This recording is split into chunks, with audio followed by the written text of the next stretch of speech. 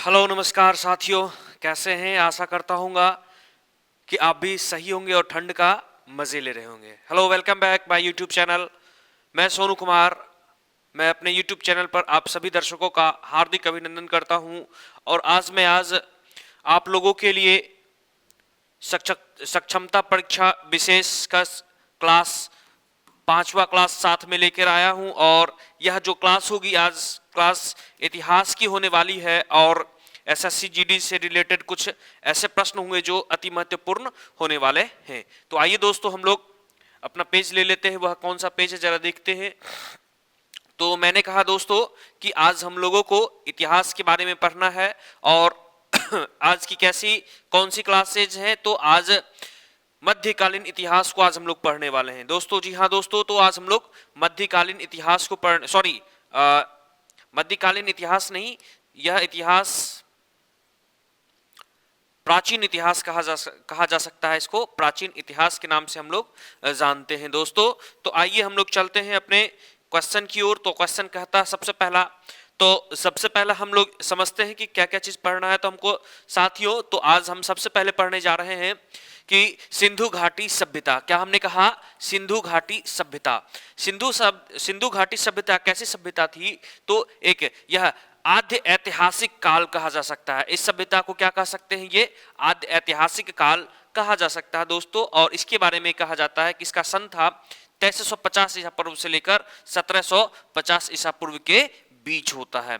आइए दोस्तों बात करते हैं। इसी काल को हम लोग धातु काल के नाम से जानते हैं। इसी काल को हम लोग धातु के काल का नाम जानते हैं। धातु काल के नाम से हम लोग जानते हैं साथियों। आइए बात करते हैं। यहां पर आद्य ऐतिहासिक काल को, यहां तो लिपि तो थी, इस काल में लिपि तो थी, किंतु इस काल को पढ़ा नहीं जा सकता था। इस काल में हम लोग पढ़ नहीं पा रहे थे। इसके राइटिंग्स को, लिखने के महत्व को हम लोग नहीं समझ पा रहे थे। खैर, बात करते हैं अब। इसी को कांस्य युगीन सभ्यता के नाम से भी जानते हैं। इसी को किसके नाम से जानते हैं? तो सिंधु घाटी सभ्यता को ही हम लोग कांस्य युगीन सभ्यता के नाम से जानते हैं। क्या कहा हमने? कांस्य युगीन सभ्यता के नाम से हमने जाना। सबसे पुरानी धातु के बारे में कहता है कि सबसे पुरानी, इस काल में सबसे पुरानी धातु कौन सी हुआ करती थी? तो इस काल में सबसे पुरानी धातु तांबा को माना जाता है। किसको? तांबा को माना जाता है। और इस काल के लोग, किस काल के लोग? तो सिंधु सभ्यता के काल के लोग क्या काम था इनका? लोहे से परिचित नहीं थे। ये लोग क्या थे? लोहे से परिचित नहीं थे। ये किससे परिचित थे? तो तांबे से परिचित थे। तो आइए, तो एक पॉइंट बन के निकल के आता है कि कांसा किन किन चीजों का मिश्रण है। तो कांसा किन किन चीजों का मिश्रण है? तो कांसा के बारे में कहा कि कांसा तांबा एवं टीन का मिश्रण है। क्या कहा? कि तांबा प्लस टीन का मिश्रण है। कौन? तो ये कांसा। कौन? तो ये कांसा है ना दोस्तों। आइए बात करते हैं अब। ये पहली नगरीय सभ्यता है। किसके बारे में कहा? तो सिंधु घाटी सभ्यता के बारे में बात कर रहा है। ये कैसी सभ्यता है? तो सिंधु घाटी सभ्यता ये सबसे पहली नगरीय सभ्यता है। क्या कहा? ये सबसे पहली कैसी सभ्यता है? तो यह सबसे पहली नगरीय सभ्यता है। आइए दोस्तों अब चलते हैं आगे। इसमें AIS के बारे में कहा कि AIS जो महानिदेशक के पद पर कौन थे? तो जॉन मार्शल थे। कौन थे? John Marshall. और जॉन मार्शल के कहने पर, कौन? जॉन मार्शल के कहने पर सन 1921 ईस्वी में, क्या कहा? सन 1921 ईस्वी में जॉन मार्शल के कहने पर, जॉन मार्शल के कहने पर सन 1921 ईस्वी में किसने? तो दयाराम साहनी ने क्या? सिंधु घाटी सभ्यता की खोज की थी। किसकी खोज की थी? तो सिंधु घाटी सभ्यता की खोज की थी। तो आइए दोस्तों अब चलते हैं अगले प्रश्नों की ओर। क्या कहा? तो जरा देखते हैं। तो खोज में क्या क्या चीज देखने को मिला, तो जरा समझते हैं कि खोज में क्या क्या चीज मिला। जिस प्रकार से हम बात करते हैं, ये ईस्ट हो गया, अर्थात ये पूरब हो गया, फिर ये वेस्ट हो गया, इसी को पश्चिम के नाम से जानते हैं, फिर इसी को नॉर्थ के नाम से जानते हैं, और इसी को साउथ के नाम से जानते हैं। तो सिंधु सभ्यता के जो चारों स्थल किन किन जगहों से मिले हैं, तो उनके बारे में कहा जाता है क्या?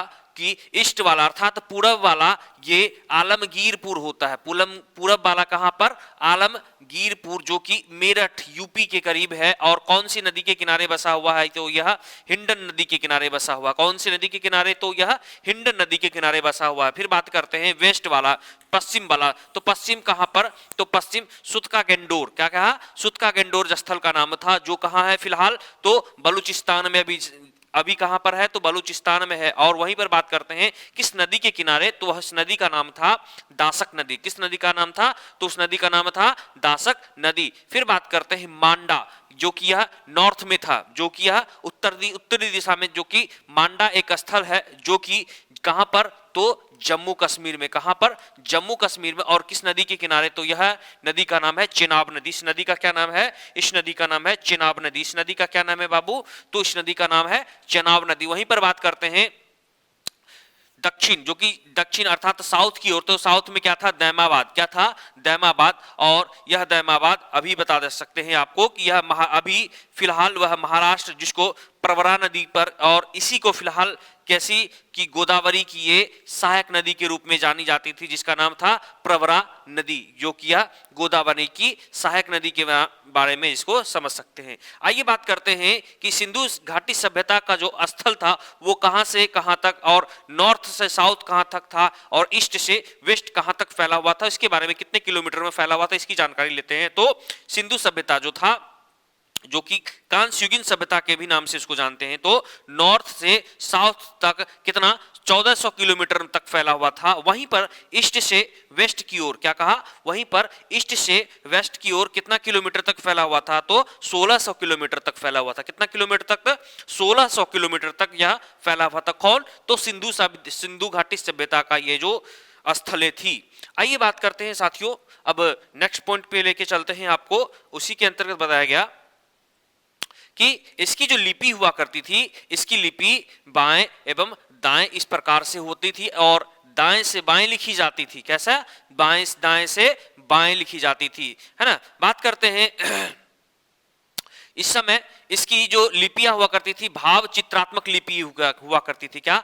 भाव चित्रात्मक लिपि हुआ करती थी। किस समय की? जो सिंधु घाटी सभ्यता की जो लिपियां हुआ करती थी वह भाव चित्रात्मक लिपि हुआ करती थी। और इसी को पिक्टोग्राफ के नाम से जानते हैं। क्या? भाव चित्रात्मक को क्या नाम से जानते हैं? पिक्टोग्राफ के नाम से जानते हैं। दोस्तों बात करते हैं यहां पर गौमूत्र लिपि भी हुआ करती थी। कौन सी लिपि? तो गौमूत्र लिपि हुआ करती थी। फिर बात करते हैं सर्पिलाकार लिपि। यहां पर कैसी लिपि हुआ करती थी? तो यह देख सकते हैं साथियों, तो यह है सर्पिलाकार लिपि। कैसा? सर्पिलाकार लिपि। बात करते हैं इसको ही वेस्ट्रोफेदम के भी नाम से जानते हैं। तो साथियों ये सभी चीज रहा। अब बात करते हैं कि सिंधु सभ्यता का नामकरण के बारे में बात करते हैं। तो सिंधु सभ्यता का नामकरण किसने किया? तो जॉन मार्शल ने। किसने किया? तो सिंधु सभ्यता का नामकरण किसने किया? तो जॉन मार्शल के द्वारा किया गया। किसके द्वारा किया गया? तो जॉन मार्शल के द्वारा सिंधु सभ्यता का नामकरण किया गया। साथियों यह प्रश्न आपको लगातार आपके सक्षमता विशेष परीक्षा में पूछे जाते हैं। तो साथियों तो इस पर जरा आप लोग कड़ी नजर बनाए रखिएगा। साथ ही साथ बात करते हैं इसके कुछ प्रमुख, सिंधु सभ्यता के कुछ प्रमुख स्थल होते हैं जो निम्नलिखित हैं। आइए बात करते हैं। तो इनमें से सबसे पहला स्थल कौन सा है जरा देखते हैं। तो इनमें से सबसे पहला स्थल का नाम आता है हड़प्पा। इनमें से सबसे पहला स्थल का नाम आता है हड़प्पा। क्या? हड़प्पा। तो यह हड़प्पा अभी कहां है? तो वर्तमान में कहां पर है? तो वर्तमान में यह अभी पाकिस्तान में है। और वर्तमान के साहिलवाल स्थल पर, कौन सा? साहिवाल स्थल, पाकिस्तान के साहिवाल स्थल पर मौजूद है। और सबसे पहले स्थान का नाम मोंटोगेनेरी था, और इसी स्थान का नाम सबसे पहले क्या था? मोंटोगेनेरी नाम था। आइए साथियों बात करते हैं इसकी खोज, हड़प्पा की खोज किसने की थी? तो हड़प्पा की खोज करने वाले व्यक्ति कौन कौन थे जरा देखते हैं।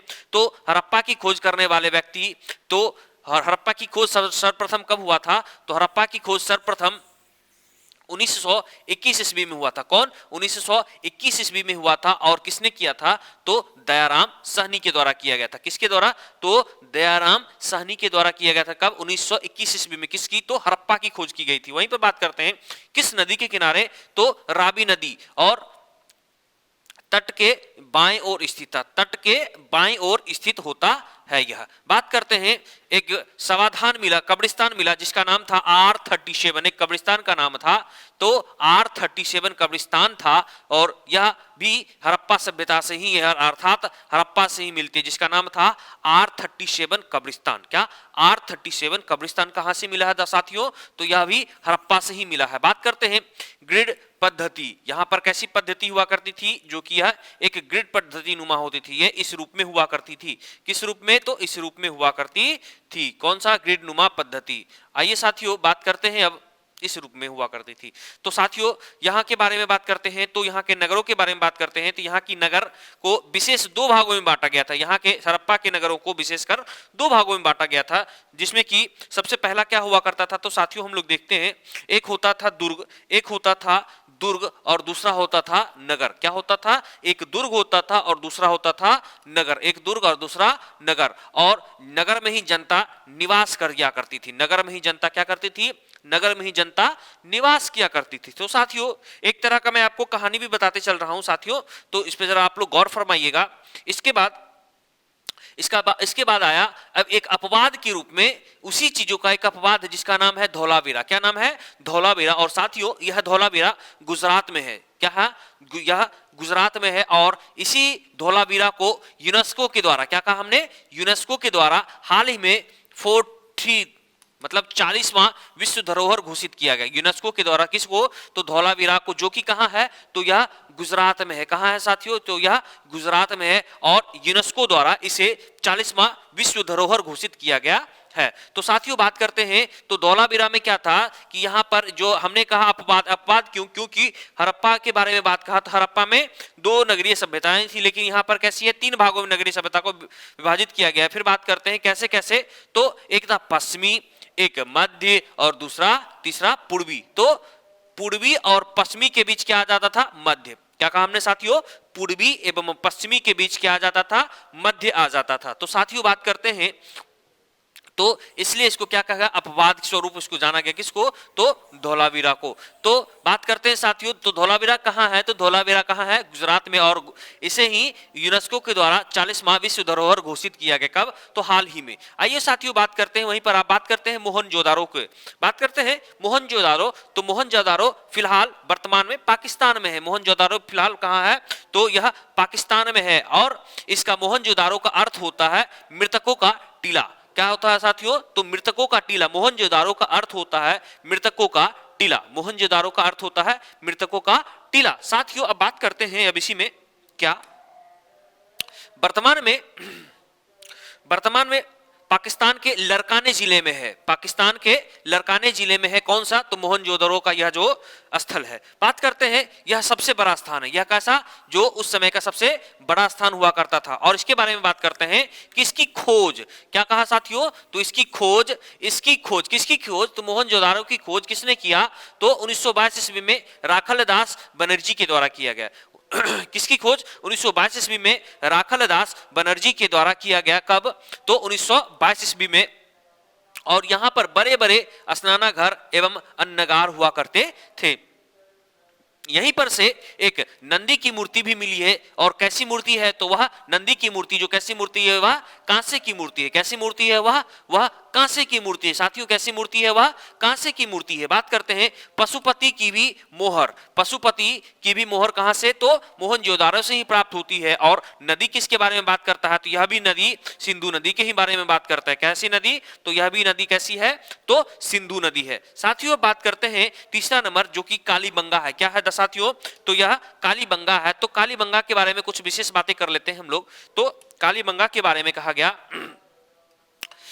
कि इसका अर्थ क्या होता है? कालीबंगा का अर्थ क्या होता है साथियों? तो कालीबंगा का अर्थ होता है, जरा ध्यान गौर फरमाइएगा, कि कालीबंगा का अर्थ होता है काले रंग की चूड़ियां। क्या होता है साथियों? कालीबंगे का अर्थ होता है काले रंग की चूड़ियां। और स्थल का नाम है राजस्थान। और यह स्थान कहाँ है? तो यह स्थान अभी कहाँ है? तो यह स्थान राजस्थान में है। साथियों कहाँ है? तो यह स्थान अभी राजस्थान में है। और वहीं पर नदी के बारे में बात करते हैं तो कालीबंगा किस नदी के किनारे बसा हुआ था? तो नदी था घग्घर नदी। कौन सी नदी का? घग्घर नदी। कौन सी नदी? तो यह नदी का नाम है घग्घर नदी। घग्घर नदी के किनारे कौन सा सभ्यता बसी हुई थी? तो सिंधु सभ्यता बसी हुई थी। और उस सिंधु सभ्यता के बारे में बात करता है तो वहां पर कैसा? तो कालीबंगा स्थल था। क्या था? कालीबंगा। फिर बात करते हैं यहीं पर से कालीबंगा से ही जुते हुए खेत के परिमाण भी मिलते हैं, है ना? जुते हुए खेत के परिमाण भी मिलते हैं। बात करते हैं युगल समाधान का भी यहीं से प्राप्त हुआ है। युगल समाधान भी यहीं से प्राप्त हुआ है। और खोज कब किया गया था? और युगल समाधान की खोज किसने की थी? तो अलमानंद घोष के द्वारा। किसके द्वारा? अलमानंद घोष के द्वारा। और साथ ही साथ इसकी खोज किसकी? तो कालीबंगन की खोज, जो युगल समाधान की खोज किसने की थी? अलमानंद घोष एवं बी के थापर एवं बीबी लाल के द्वारा। यहाँ पर तीन व्यक्ति हैं जिसका नाम है अलमानंद घोष, बी के थापर एवं बीबी लाल के द्वारा किया गया। साथियों अब बात करते हैं 4 नंबर चौहंद्रों के बारे में। क्या बात करते हैं? चौहंद्रों के बारे में। तो चौहंद्रों से विशेषकर बात कर से क्या क्या पूछता है तो जरा देखते हैं। सिर्फ चौहंद्रों से पूछने वाला चीजें ये है कि चौहंद्रों का स्थान अभी स्थल कहां पर है? तो फिलहाल अभी भी यह पाकिस्तान में है। और यहां पर मनके बनाने का कारखाना, क्या? मनके बनाने का कारखाना कहां से प्राप्त हुआ आता है? तो चौहंद्रों से। और साथ ही साथ यहाँ पर लिपस्टिक के भी प्रमाण मिलते हैं। तो साथियों ध्यान रखिएगा, लिपस्टिक उस समय भी लिपस्टिक हुआ करता था। इस समय तो ऐसे बहुत सारे कॉस्मेटिक्स लिपस्टिक आती है, लेकिन उस समय भी नेचुरल लिपस्टिक्स आती थी। तो साथियों बात करते हैं अब नेक्स्ट पॉइंट, अगला चीज क्या है जरा देखेंगे। तो अगला चीज है लोथल। क्या है साथियों? तो अगला है लोथल। लोथल के बारे में कहा गया, लोथल भी गुजरात में है। लोथल भी फिलहाल कहाँ है साथियों? तो लोथल भी फिलहाल गुजरात में है। और यहाँ पर क्या है? तो बंदरगाह, और यहीं पर डॉकयार्ड लिमिटेड के भी है। कौन सा? डॉकयार्ड लिमिटेड भी है। साथियों अब बात करते हैं सुरकोटरा। क्या कहा? सुरकोटरा। तो सुरकोटरा के बारे में कहा गया कि यह भी स्थल कहां पर है फिलहाल? तो यह भी स्थल है गुजरात में। कहां पर है? गुजरात में। और यहां से साथियों घोड़े की हड्डियों के अवशेष मिले हैं। कहां से? सुतगागोंडरा से घोड़े के अस्थियों के प्रमाण मिले हुए हैं। साथियों बात करते हैं अब हरियाणा। हरियाणा के कुछ ऐसे चीजें हैं जिसका नाम है राखीगढ़ी। क्या? राखीगढ़ी का स्थान कहां पर है? अभी फिलहाल यह हरियाणा में है। और यहां हाल ही में यहीं पर हड़प्पा सभ्यता का संग्रहालय भी बनाया गया। हड़प्पा राखीगढ़ी में ही राखीगढ़ी में ही हड़प्पा सभ्यता का क्या संग्रहालय भी बनाया गया है। और यह राखीगढ़ी कहां है? तो हरियाणा में है। और यह सबसे बड़ा है। यह क्या है? यह सबसे बड़ा है। फिर बात करते हैं जो कि हरियाणा में ही है, जो कि अब बनवाली है। क्या? बनवाली, जो कि मिट्टी का हल, जो कि यहां पर से मिट्टी के हल प्राप्त हुए हैं। क्या? मिट्टी के हल कहां से प्राप्त हुए? तो हरियाणा के बनवाली से प्राप्त हुए हैं। फिर से बात करते हैं साथियों अब पंजाब है। और पंजाब में बात करते हैं रोपर है। पंजाब में क्या है साथियों? तो पंजाब में रोपर है, और जो कि सतलज नदी के किनारे है। कौन सा साथियों? तो रोपर सतलज नदी के किनारे है। और रोपर का मतलब होता है मनुष्य के साथ, यहां पर से मनुष्य के साथ, यहां पर मनुष्य के साथ कुत्ते को दफनाने का अवशेष भी यहीं से प्राप्त हुआ। कहां से? तो रोपर से। रोपर से साथियों क्या मिला है? कुत्ते के साथ, मनुष्यों के साथ कुत्ते के दफनाने का मिला हुआ। कहां से? तो पंजाब के रोपर से, जो कि किस नदी के किनारे बसा हुआ है? तो यह सतलुज नदी के किनारे बसा हुआ। साथियों कौन सी नदी? तो यह सतलुज नदी के किनारे बसा हुआ है। तो आइए साथियों बात करते हैं अब रंगपुरा लोथल। क्या? रंगपुरा लोथल, जो कि यह भी गुजरात में है। जो कि यह भी कहां है फिलहाल? तो यह भी साथियों, यह भी गुजरात में है। साथियों बात करते हैं अब चावल का मुख्य साक्ष्य कहां से प्राप्त हुआ है? तो चावल का मुख्य साक्ष्य भी यहीं से प्राप्त हुआ। तो रंगपुरा लोथल से प्राप्त हुआ। रंगपुरा लोथल से ही प्राप्त हुआ साथियों। तो चावल के मुख्य साक्ष्य प्राप्त होते हैं। फिर बात करते हैं यहीं से ही जौ भी प्राप्त हुए हैं, यहीं से गेहूं भी प्राप्त हुए, यहीं से। ये सभी यहाँ के क्या थे? मुख्य फसल थे। कौन कौन थे? जौ, गेहूं, चावल, ये सभी कहाँ के? तो रंगपुरा लोथल के मुख्य फसल के रूप में गिनते हैं। आइए साथियों बात करते हैं तो सिक्के के बारे में बात करता है। सिक्के के बारे में क्या कहा जरा देखते हैं। तो सिक्के के बारे में कहा तो सिक्का सेलखड़ी, जो कि सिक्का सेलखड़ी और मोहरे बनाने के काम में आते थे। और सेलखड़ी एक सिंग वाला पशु, सेलखड़ी को ही क्या कहते हैं? एक सिंग वाला पशु जिसको श्रृंगी के नाम से भी जानते हैं, किसके नाम से जानते हैं, जिसको श्रृंगी के भी नाम से साथियों जानते हैं, क्या किस नाम से, श्रृंगी, एक सींग वाला होता था। फिर बात करते हैं समकालीन सभ्यता, क्या कहा साथियों, तो समकालीन सभ्यता जो कि नील नदी मिस्र के साथ हुआ करती थी और यहीं पर दजला फरात नदी और यहाँ मेसोपोटामिया की सभ्यता जो कि कहां पर, इराक में बसा हुआ था और यहां पर मेहुला वर्ड मिलता, कौन सा, मेहुला वर्ड मिलता है। फिर बात करते हैं वांगो नदी जो कि चीन में है, ये सभी समकालीन सभ्यता के स्वरूप में है। एक आए पिग्गट जी, क्या है, पिग्गट जी, तो पिग्गट के अनुसार क्या कहा गया कि सिंधु सभ्यता के, जो सिंधु सभ्यता घाटी थी इसकी दो राजधानियां हुआ करती थी, एक था हड़प्पा एवं दूसरा मोहनजोदारो, क्या, एक था हड़प्पा और दूसरा मोहनजोदारो, किसकी राजधानियां हुआ करती थी, तो सिंधु सभ्यता की, किसकी, सिंधु सभ्यता घाटी की ये था दो राजधानियां हुआ करती थी, एक हड़प्पा दूसरा मोहनजोदारो, हड़प्पा एवं मोहनजोदारो। साथियों बात करते हैं, ऐसा माना जाता है, ऐसा देखा गया वहां पर उन सभी अवशेषों से प्राप्त होता है कि यहाँ पर जो समाज था वह समाज कैसा है, तो मातृसत्तात्मक समाज है, कैसा समाज है, मातृसत्तात्मक समाज हुआ करती थी। साथियों बात करते हैं यहाँ पर मातृ देवी की भी पूजा की जाती थी, किसकी पूजा की जाती थी, तो मातृ देवी की पूजा की जाती थी एवं मातृ देवी क्या किसकी देवी होती थी, तो उर्वरता की देवी, किसकी देवी, उर्वरता की देवी हुआ करती थी। और पवित्र पशु किसको माना जाता था, तो कुंवर वाला बैल, किसको माना जाता था साथियों, तो कुंवर वाले बैल को पशु, क्या, तो पवित्र पशु माना जाता था। साथियों अब बात करते हैं महाजनपद काल के बारे में, बात किया साथियों महाजनपद काल, ये काल क्या होता है, जरा साथियों देखते हैं हम लोग महाजनपद काल के बारे में। तो इस काल के लोग क्या, लौह धातु की खोज इस समय तक हो चुकी थी, किस समय तक, लौह धातु की खोज महाजनपद काल तक हो चुकी थी एवं दूसरा यहाँ पर नगरीकरण की भी व्यवस्था हो चुकी थी जो कि हुआ है और भारत का इस रूप में हुआ करता था। और बात करते हैं कैसे कैसे होते थे, तो महाजनपद काल 600 बीसी से 400 बीसी के बीच की काल को मानी जाती है महाजनपद काल। महाजनपद काल 600 बीसी से 400 बीसी के बीच के ड्यूरेशन को महाजनपद काल माना जाता है। साथियों अब बात करते हैं यहाँ पर क्या क्या चीज देखने को मिलता है, तो महाजनपद काल में पता चला कि 16 महाजनपद हैं, किसके, कितने महाजनपद हैं, तो 16 महाजनपद हैं और इसकी जानकारी दो जगहों से मिलती है, इसकी जानकारी कितने जगहों से, दो जगहों से मिलती है। तो पहला एक अंगुत्तर निकाय से जो कि बौद्ध धर्म का यह ग्रंथ है, जो कि कैसा, बौद्ध धर्म का ग्रंथ है एवं जैन धर्म का ग्रंथ जिसका नाम है भगवती सूत्र से, क्या, भगवती सूत्र से मिला हुआ है। साथियों बात करते हैं 16 महाजनपदों में, बात करते हैं 16 महाजनपदों में कौन कौन से महाजनपद कहां कहां हैं, जरा बात करते हैं। तो 16 महाजनपदों में 14 राजतंत्र हैं, 14 कैसे हैं, तो 16 में से 14 राजतंत्र हैं और 2 गणतंत्र हैं, 2 गणतंत्र हैं। बात करते हैं गणतंत्र कौन कौन से हैं, तो एक बज्जी साम्राज्य एवं मल्ल साम्राज्य, क्या, एक बज्जी साम्राज्य और दूसरा मल्ल साम्राज्य। बज्जी साम्राज्य जो कि सबसे बड़ा बज्जी साम्राज्य था।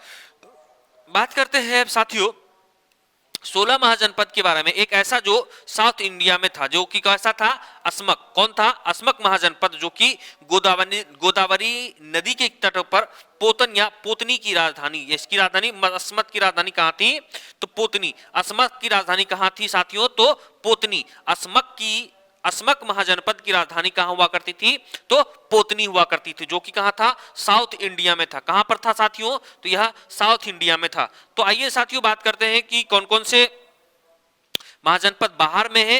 तो भारत के बाहर जो महाजनपद है जो कि बात करते हैं, पहला है कंबोज और दूसरा गांधार, दूसरा पहला कंबोज और दूसरा गांधार। और सर्वाधिक बात करते हैं जो महाजनपद कहाँ है, तो सर्वाधिक महाजनपद यूपी में है और उसकी संख्या कितना है, 8, मतलब कि 8 महाजनपद ऐसे हैं जो सर्वाधिक मात्रा में सिर्फ और सिर्फ यूपी में है, कितने हैं, तो 8 है। बात करते हैं साथियों कि इनमें से कौन कौन सी चीजें, क्या क्या चीज है, तो बात करते हैं मगध के बारे में बात किया साथियों। तो मगध महाजनपद की 3 राजधानियां, मगध महाजनपद की 3 राजधानी, मगध महाजनपद की 3 राजधानियां हुआ करती थी। तो सबसे पहला राजगृह, ग्रीव्रज एवं पाटलिपुत्र। कहां पर? राजगिरी, गिरिव्रज एवं पाटलिपुत्र। एवं वर्तमान में वह कहां है? तो पटना, गया वाला क्षेत्र जो कहलाता है, यही तीनों की तीनों राजधानियां, उसी क्षेत्रों के आसपास यह तीनों राजधानियां घुमा करती थी। और नदी कौन सी नदी थी? तो यह नदी थी सोन नदी। कौन सी नदी? सोन नदी के अंतर्गत कौन सा महाजनपद आता था? तो मगध, मतलब मगध महाजनपद आता था। आइए बात करते हैं साथियों अब दूसरे नंबर पर आता है अंग। दूसरे नंबर पर आता है साथियों अंग महाजनपद। क्या? अंग महाजनपद, जो कि इसकी राजधानी कहां हुआ करती थी? तो इसकी राजधानी चंपा हुआ करती थी। अंग की राजधानी चंपा, और यह वर्तमान में क्षेत्र बिहार के भागलपुर एवं मुंगेर वाले क्षेत्रों में आते हैं। वर्तमान में कहां आते हैं? बिहार के भागलपुर एवं मुंगेर वाले क्षेत्रों में आते हैं। साथियों तीसरे के बारे में बात किया, अवंती महाजनपद, तो इसका राजधानी उज्जैन। क्या? उज्जैन, और वर्तमान में उज्जैन मध्य प्रदेश का उज्जैन वाला इलाका इसकी राजधानी को बताता है। चौथे नंबर में है कौशल।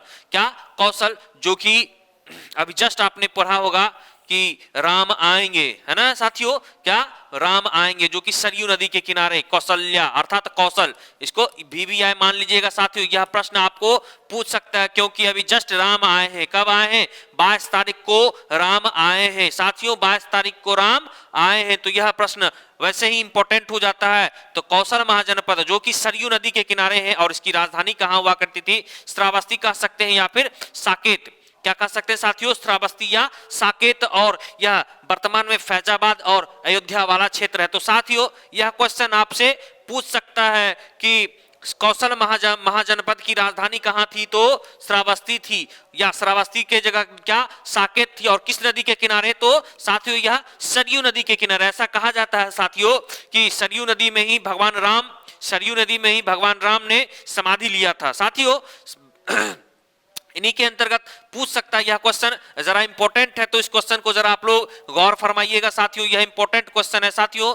तो कौशल महाजनपद की राजधानियां कहां हुआ करती थी? तो श्रावस्ती या फिर साकेत, और किस नदी के किनारे नगर महाजनपद बसा हुआ था? तो सरयू नदी के किनारे, और वर्तमान में इसका इलाका क्या है? तो फैजाबाद एवं अयोध्या। साथियों बात करते हैं 5वें नंबर गंधार महाजनपद। तो गंधार कहां है साथियों? इसकी राजधानी तक्षशिला हुआ करती थी। वर्तमान में यह इलाका कहां पड़ता है साथियों? तो यह इलाका पाकिस्तान में पड़ता है। साथियों अब बात करते हैं कंबोज। क्या बात किया? कंबोज। कंबोज का राजधानी कहां हुआ करता था?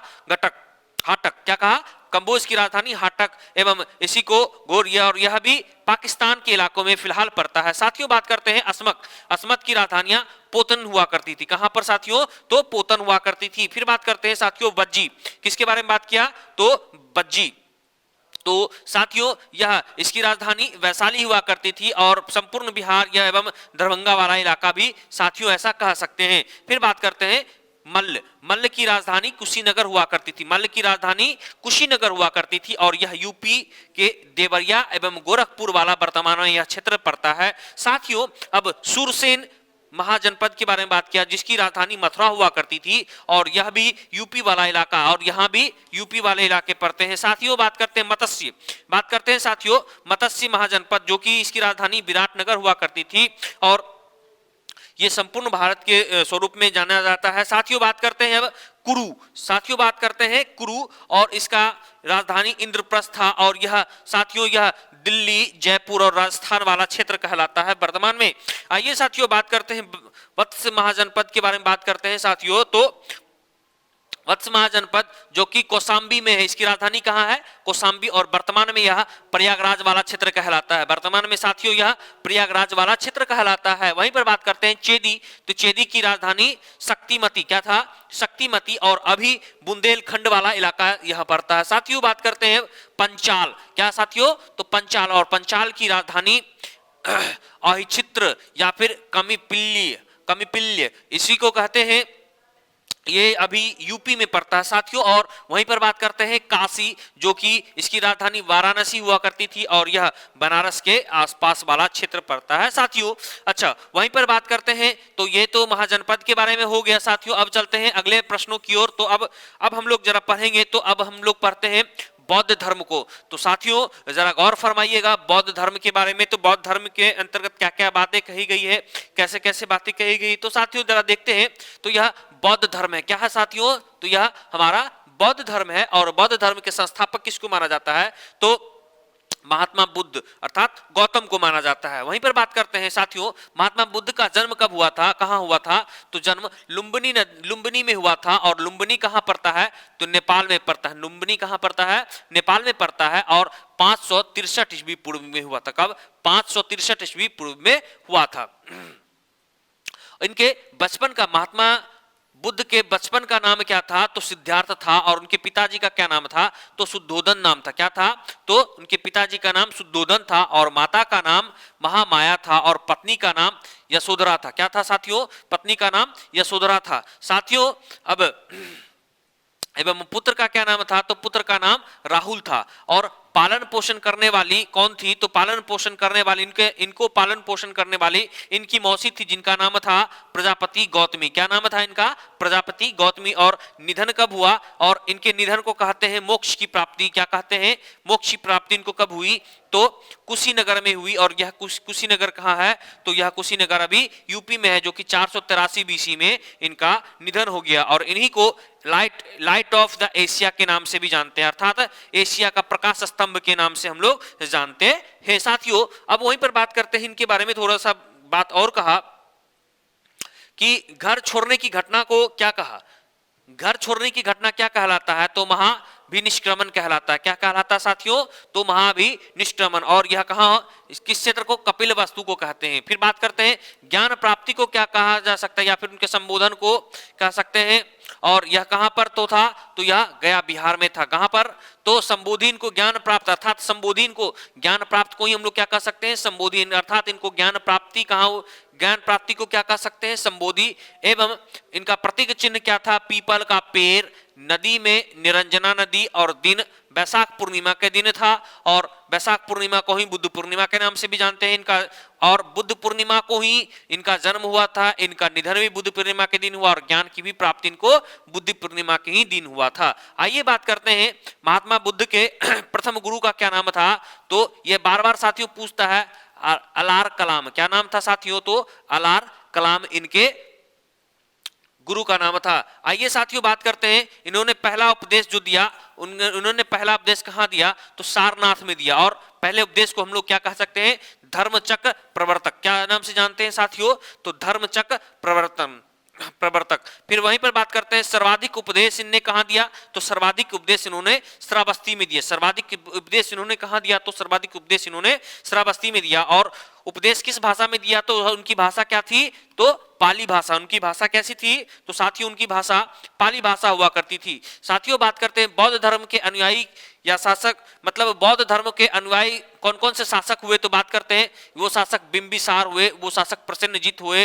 वो शासक उदयन हुए। और उनकी मृत्यु को क्या कह सकते हैं, तो उनकी मृत्यु को क्या कहते हैं, महापरिनिर्वाण। क्या कहते हैं साथियों, तो महापरिनिर्वाण। गौतम बुद्ध के, महात्मा बुद्ध के मृत्यु को क्या कह सकते हैं, तो महापरिनिर्वाण कह सकते हैं। साथियों बात करते हैं इन्होंने क्या दिया था, 4 आर्य सत्य दिए थे। क्या दिए थे, 4 आर्य सत्य दिए थे, जो कि पहला दुख होता था, दुख का कारण होता था, दुख का निराकरण होता था, एवं निवारण, जिसको अष्टांगिक मार्ग के द्वारा हम क्या कर सकते थे, निवारण कर सकते थे। कैसा, अष्टांगिक मार्ग के द्वारा हम लोग क्या कर सकते थे, निवारण कर सकते थे। साथियों साथ फिर पूछता है इनमें, इनके जन्म का प्रतीक क्या है, तो कमल एवं सांड। क्या, कमल एवं सांड। और निधन एवं मोक्ष के प्रतीक को पद चिन्ह के नाम से जानते हैं। और वहीं पर घर त्याग का मतलब घर को जो त्यागा उसका चिन्ह क्या था, तो उनका प्रतीक चिन्ह था घोड़ा। क्या था, घोड़ा। और गर्व का प्रतीक चिन्ह क्या था, तो यह गर्व का प्रतीक चिन्ह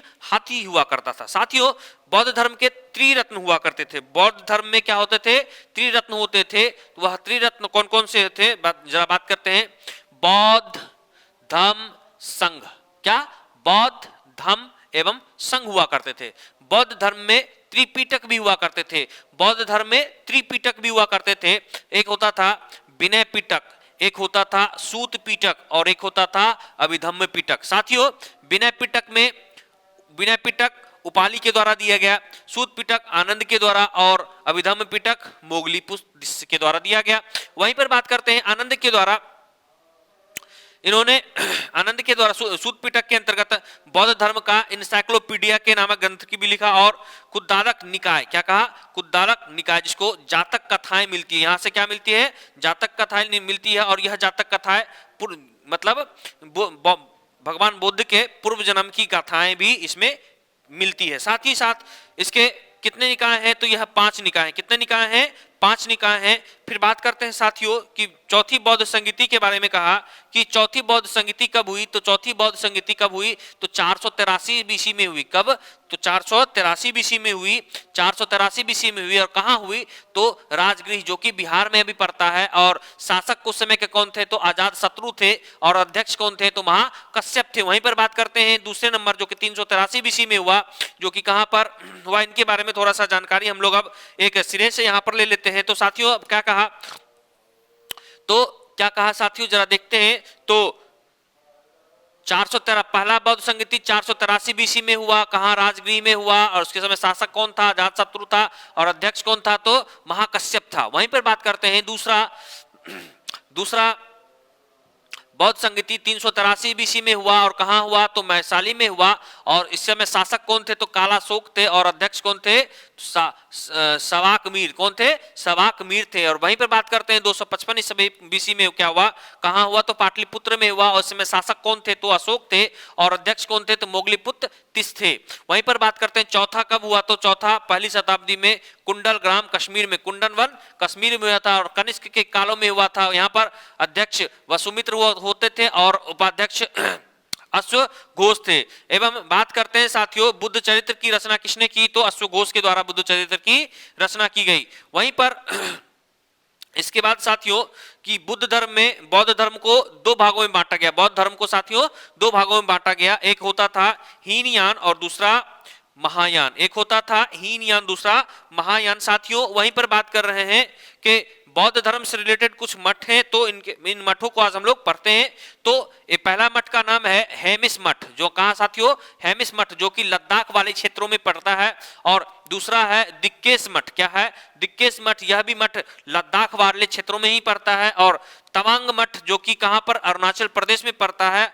और टावो मठ जो कि हिमाचल प्रदेश में। और नमग्याल, क्या कहा साथियों, नमग्याल जो कि हिमाचल प्रदेश में ही पड़ता है। और एक और मठ पड़ता है डाइट्रोलिंग, क्या, डाइट्रोलिंग, जो कि साथियों देहरादून में पड़ता है। तो साथियों आज हमने बौद्ध धर्म तक इतिहास को पढ़ा, और आगे की जानकारी अब हम लोग अगले वीडियो में लेंगे। तब तक के लिए नमस्कार, सत श्री अकाल, प्रणाम, शुभ रात्रि।